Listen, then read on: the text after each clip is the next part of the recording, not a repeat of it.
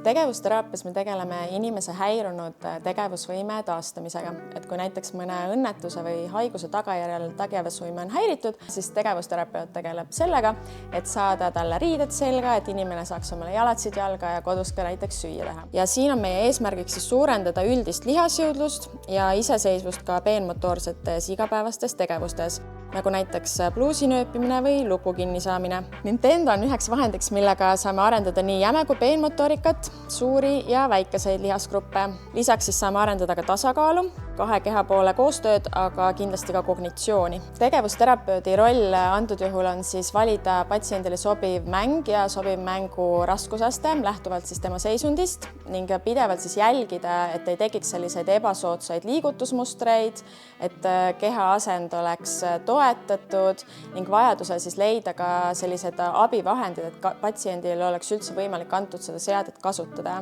Kui sul tekkis meie valdkonna kohta küsimusi, siis jäta meile kommentaari ja me vastame sulle.